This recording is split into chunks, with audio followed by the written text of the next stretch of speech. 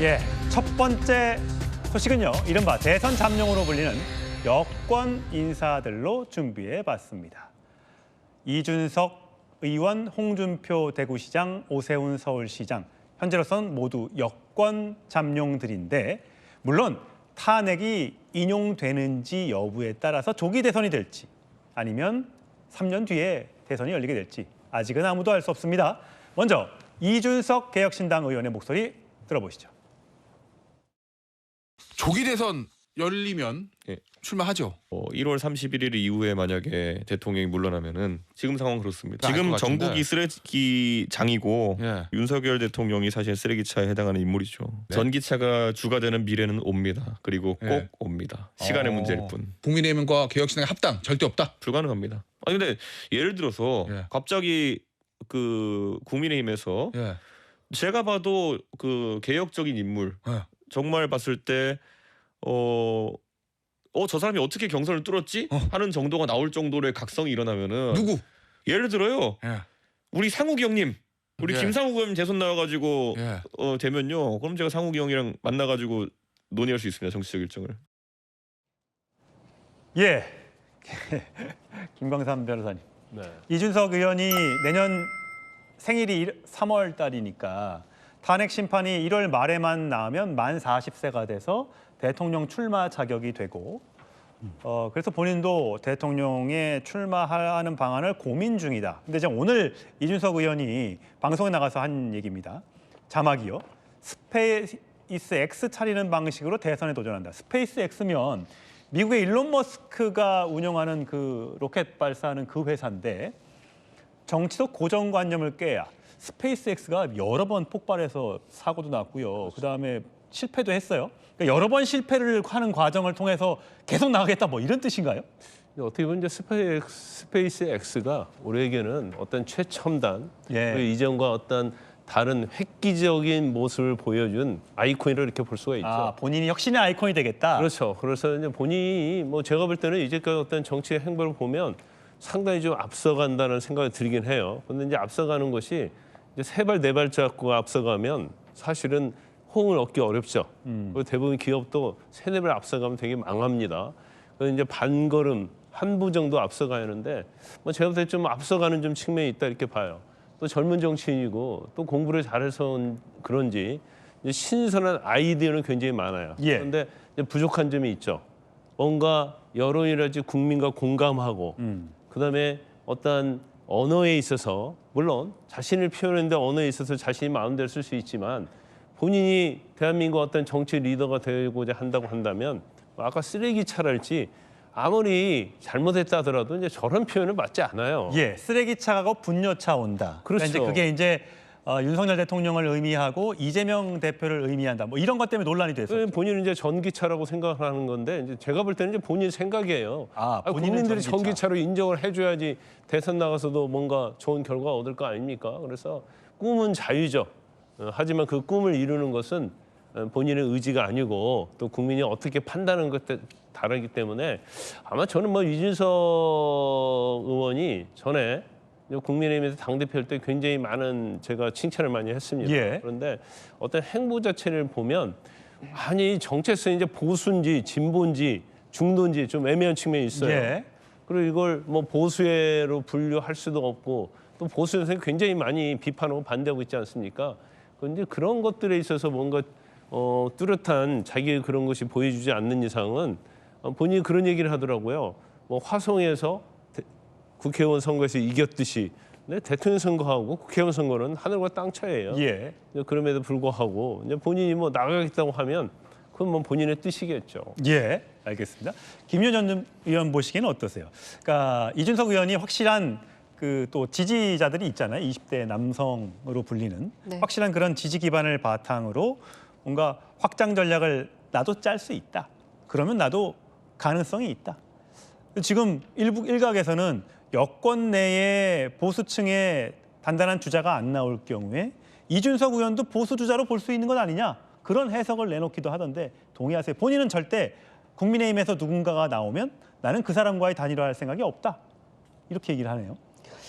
일단은 정당이 존속 가능하려면 대선 후보가 있어야 됩니다. 그렇죠. 예. 그런 점에서 개혁신당이 활로를 찾기 위해서라도 대선 후보가 있어야 되겠죠. 그런 점에서 지금 이제 3명의 국회의원 가지고서는 당이 계속해서 존속할 수 있을 것인가에 대한 의문부호가 찍힐 수밖에 없기 때문에 본인도 이제 시동을 거는 거라고 생각을 하고요. 또 본인이 이제 이렇게 되면 최연소 아마 피선거권을 획득하면 그런 후보가 될 거기 때문에 뭐 지금부터 여러 차례 도전해서 언젠가는 될 수 있다라는 꿈은 꿀 수 있겠죠. 그런데 다만 얼마나 국민들에게 소구력이 있을 것인가. 그리고 두 번째는 지금 명태균 씨한테 덜미 잡힌 사람들이 꽤 여러 명이 있는데 네. 그 3사람이 전부 다 지금 막 대선에 앞서거니 뒤서거니 얘기들을 하고 있어요. 이제 오세훈 시장도 그렇고 홍준표 시장도 그렇고 또 이준석 의원도 마찬가지로 명태균 씨와 이렇게 저렇게 얽혀 있는 부분이 있잖아요. 그래서 그 수사와 그다음에 세 개의 휴대폰과 하나의 USB에서 추가적으로 어떤 증거나 메모나 이런 것들이 문자나 나오느냐에 따라서 이분들의 어떤 정치적 입지도 상당히 영향을 받을 수 있기 때문에 본인들이 뭐 꿈이야 꿀 수 있겠습니다마는 과연 마냥 좋을 것인가, 마냥 뜻한 대로 그렇게 탄탄대로로 달릴 수 있을 것인가는 이 수사의 예. 향배에 따라 달려 있다고 생각합니다. 알겠습니다. 또 다른 인물이죠. SNS를 통해서 여러 의견을 계속해서 쉬지 않고 내고 있는 홍준표 대구시장입니다. 볼까요? 예. 대구시장 졸업 빨라질 수 있다는 생각에 조급한 마음. 자, 10년 사용했던 휴대전화 번호를 바꾸고 부모님 묘소를 파묘해서 납골묘로 모시고 또 책을 출판할 예정이라고 하고요. 자, 안용환 전 의원 홍준표 시장과 친하세요? 뭐 잘나요. 잘 아세요? 어떠세요? 파묘까지 했다는 거는 정말 마음 단단히 먹은 것 같은데. 근데 이제 뭐 정상적인 상황에 파묘를 했다면 뭐 그렇게 역대 대통령 후보들이 부모님 묘를 옮긴 경우가 많았어요. 예. 뭐 고 김대중 대통령이라든지 그렇죠. 뭐 이해창 뭐 총재 대통령 후보도 그랬었는데, 근데 파묘를 저도 그거 보고 깜짝 놀랐습니다. 그 기사를 보고. 그런데 파묘 시점이 지난해 10월이에요. 예. 지난 10월이기 때문에 이번 상황 때문에 뭐 대선에 앞당겨져서 이것과는 뭐 상관없는 것 같습니다. 그러나 예. 전체적으로 어떤 생각으로 뭐 부모님 묘를 그렇게 했었는지를 잘 모르겠습니다. 그러나 어찌됐든 본인 입장에서는 이제 홍준표 시장 나이가 있습니다. 나이가 있기 때문에 이번 대선 도전이 본인한테는 마지막이겠지요. 예. 지난번에 도전해서 본인 주장대로라면 지난번 윤석열 현 대통령과 경선에서 시민들의 여론조사에서 이겼다. 예. 그렇지만 당심에서 졌다. 예. 그렇지만 시민들은 나를 더 지지한 게 많지 않느냐. 결국 내가 나갔더라도 이겼다. 뭐 이런 논리가 되는 거겠죠. 네. 그러니까 본인은 그때의 아쉬움이 있을 겁니다. 그래서 이번에 마지막 기회고 하니까는 이번만은 놓치지 않겠다. 그럼 뭐 정치니까 그런 생각이 있을 것 같고. 예. 그리고 현재 그 행보도 현재 이제 그 국민의힘당 내부에 3가지 행보가 있다고 보면 되겠습니다. 첫 번째는 탄핵을 지지하는 그룹이 예. 있습니다. 분명히 있습니다. 예. 그다음에 탄핵을 반대하는 그룹이 있고 예. 탄핵과 그 찬성과 반대 중간 정도 스탠스가 있습니다. 그런데 이제 어찌됐든 홍준표 시장은 탄핵에 반대한다는 입장을 직간접적으로 표시해 왔었죠. 예. 그런 이제 뭐 당내 여론을 고려한 것 같습니다. 예. 지난번에 당내 여론에서 밀렸기 때문에 대권 후보 자리를 놓쳤었지요. 그래서 어찌됐든 현재 준비를 하고 있는 건 맞고요. 예. 그다음에 지금 뭐 자막에 나옵니다만 제대로 선거 치러보고 싶어. 지난번 선거에 대한 아쉬움이 있는 것 같습니다. 예. 그래서 이번에는 제대로 선거를 치러보고 싶다. 정치인이니까 저런 발언을 할 수 있다고 보여집니다. 예, 뭐 유승민 전 의원이나 뭐 이른바 일부 이제 배신자 프레임이 씌워져 있는 정치인들을 향해서 쥐 같다, 레밍 같다라는 발언들을 많이 해서 논란의 중심에 서 있었던 인물이죠. 자, 또 한 명의 여권의 잠룡 오세훈 서울시장인데요. 제가 목소리 준비했습니다.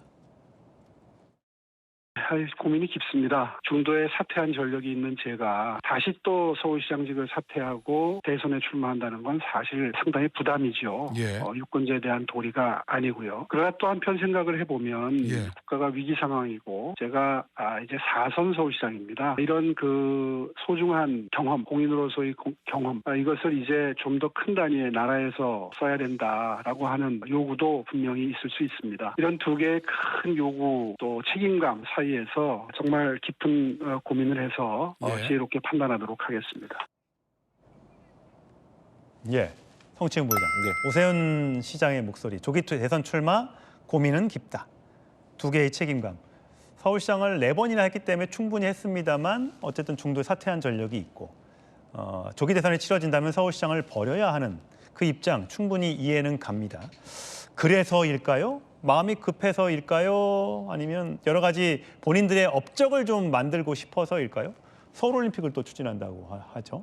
예, 뭐 그런 것들이 뭐 지금 만약에 조기 대선이 이루어진다고 한다면 그 이전에 뭐 결정될 수 있는 문제는 아니잖아요. 2026년에 결정되니까. 그러니까요. 뭔가 지금부터 뭐 이정표를 시작한다라고 말을 하면서 뭔가 본인이 만약에 혹시 나중에 되면 나 때부터 시작한 것이다라고 하기 위한 그런 것도 있겠죠. 그리고 지금 서울시장으로서 아무래도 그 대한민국 정치에서 그리고 대통령 선거에서 서울시장이 상당히 유리한 위치에 있지 않습니까? 그렇기 때문에 그런 것들을 활용하고 지금 홍준표 시장이 뭐 본인의 마음이 조급하다고 본인이 고백하면서 얘기할 정도로 그런 모습을 보면 다른 국민의힘 주자인 오세훈 시장도 당연히 조급할 수밖에 없죠. 근데 저는 글쎄요, 오세훈 시장이나 홍준표 시장이나 이렇게 대권 행보를 시작하기 위해서는 윤석열 대통령의 탄핵 심판에 대한 명확한 입장을 지속적으로 내야 된다고 봅니다. 홍준표 시장 같은 경우는 그거는 반대한다, 탄핵하면 안 된다라고 하다가 갑자기 조기 대선을 준비하는 이 모순적 행태를 보이고 있고, 오세훈 시장 같은 경우는 전 그래도 뭔가 이거 헌재 심판이 빨라야 된다, 윤석열 대통령 수사에 응해야 된다, 이런 메시지를 던지고 있기 때문에 저는 그건 바람직하다고 보고, 그런 것들을 계속해서 메시지를 던지는 사람이 저는 나중에 조기 대선이 이루어졌을 때 국민의힘 후보로 될 것이다. 다만 또 오세훈 시장은 뭐 그 결국 명태균의 강을 깔끔히 그때까지 건널 수 있는가, 그것도 본인이 해결해야 될 문제겠죠. 예.